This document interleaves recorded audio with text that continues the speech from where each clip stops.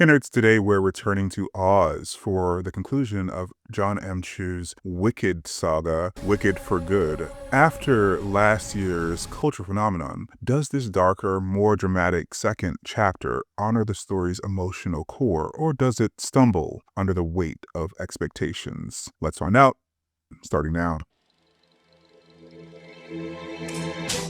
Welcome back to the Nerd Social. I'm Nathan. As always, if you want to jump ahead of this intro to my breakdown, see the chapter links below. This film runs 1 hour and 18 minutes, shorter than the first by 22 minutes, is rated PG, and premieres in US theaters on November 21st. Though there are previews on November 20th. You can catch it in IMAX, Real D3D, Dolby Cinema, which is how I caught it earlier this week on Tuesday, and 4DX and ScreenX formats. The spoiler-free logline for this film is the film follows Elphaba, the future Wicked Witch of the West, and her relationship with Glinda, the Good Witch of the North, the second of the two-part feature film adaptation of the Broadway musical. As I said, returning to direct here is Jon M. Chu, who brought us the first Wicked, as well as Crazy Rich Asians and In the Heights. The screenplay is once again by Winnie Holtzman and Dana Fox, adapting Holtzman's book for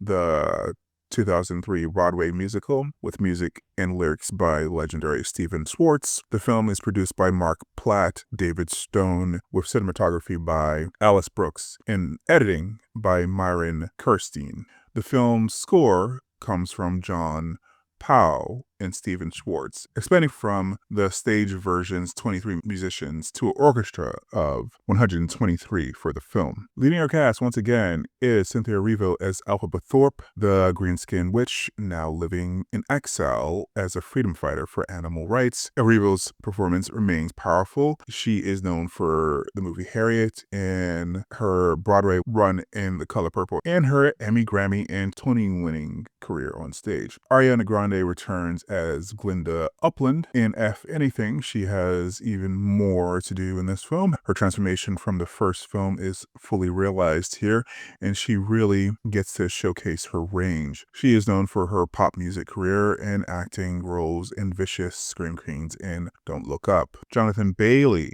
is back as Ferrero, now captain of the Wizard's Guard. While he doesn't get to sing as much in this film as the first film, he remains compelling. He is known for Bridgerton, Fellow Travelers, and Jurassic World Rebirth. Jeff Goldblum is back as the Wizard of Oz. Though he has a bit less screen time than in the first film, he does get another musical number. He is, of course, known for the Jurassic Park series, The Fly, and Thor Ragnarok. Michelle Yeoh returns as Madame Morrible. She has about the same amount of screen time as she did in the first film, though the singing in this one is a bit rougher, which is a small issue. Michelle Yeoh has had an exceptional career, but I guess she's best known for Everything Everywhere All at Once, where she won the Oscar, Crouching Tiger, Hidden Dragon, and Crazy Rich Asians. Ethan Stalter returns as Bach, as his character undergoes significant transformations in this chapter. He is known for SpongeBob SquarePants, the Broadway musical. Marissa Bode has more to do in this film as Larissa Thorpe, Elphaba's sister, and she makes the most of that expanded role. She is best known for her feature film debut in the original Wicked film last year. Returning in supporting roles are as Bowen Yang as Fan Mei, Baron James as Shen Shen, and the voice of Peter Dinklage as Dr. Dillman. New cast members include Coleman Domingo, providing the voice of the Cowardly Lion. He is best known for Rustin, The Color Purple, and Euphoria. All right, let's dive a little deeper, but before we do that, if you're enjoying the review so far, please give the video a like. It really helps the channel out.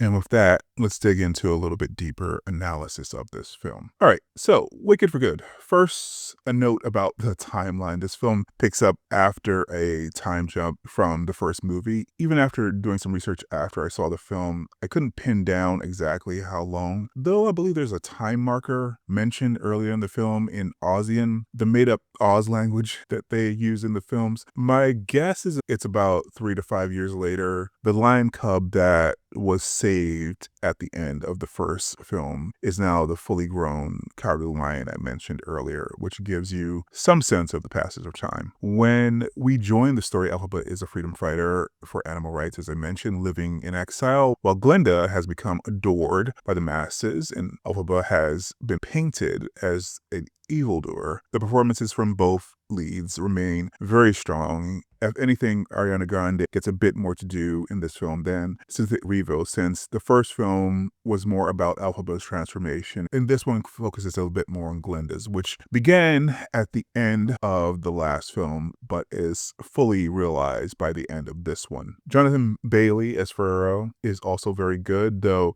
he doesn't get to sing as much. Of course, Cynthia and Ariana's singing is phenomenal. One of the film's strongest elements is its commentary on propaganda and deception. There's much discussion and illustrations of how information is manipulated. One character even says people will believe anything, and another says something to the effect that truth is what everyone believes and not what the truth really is, which feels incredibly timely and relevant in the US anyway. Ferrero and Glinda are both conflicted about the situation at the beginning of the films. Ferrero seemingly more than Glinda. There's a really powerful quote from Elphaba in the song No Place Like Home, where she says, "Why do I love this place that never loved me?" And then something to the effect of, "It's an idea I want to make true." This is a powerful sentiment from a Black actress to express, given how Black Americans feel about this country, though it's made somewhat complicated by this particular actress's past derogatory comments towards Black Americans in her youth, in her late 20s. Anyway, now for some criticisms. One significant problem is that this film feels like a speed run, putting the characters from The Wizard of Oz on the board. I would have liked more development there instead of just rushing through to get them positioned. They could have made the film just as long as the last one to accomplish. This film is far more dramatic than the previous one, with a lot of interpersonal conflicts and wrestling with what people want to stand for. While there are many refrains from the previous film, there aren't many new memorable songs in this one. I looked this up after watching. I'm not as familiar with the stage play, so I didn't notice this while viewing, but there are 2 new songs. No Place Like Home from Elphaba, as I mentioned earlier, and The Girl in the Bubble from Glinda. They're both fine, but not as strong as some of the songs from the play. This was apparently a concern that people who are more familiar with the play had flagged about breaking the story into 2 films, because many of the best songs are in the first act before the intermission, so you don't get the same bangers in the second half. That said, there are a couple songs that I really liked in this film. The highlight is For Good, which I assume is where the film gets its title. It's the one part of the film that actually made me cry. That emotional moment at the end, they got me. That's probably why I'll give the film the rating I will later on. Before that emotional climax, though, the film felt a bit rushed, as I mentioned, in parts. I understand not focusing heavily on Dorothy because we already know that story. She's been famous in popular culture for almost 100 years, but I would have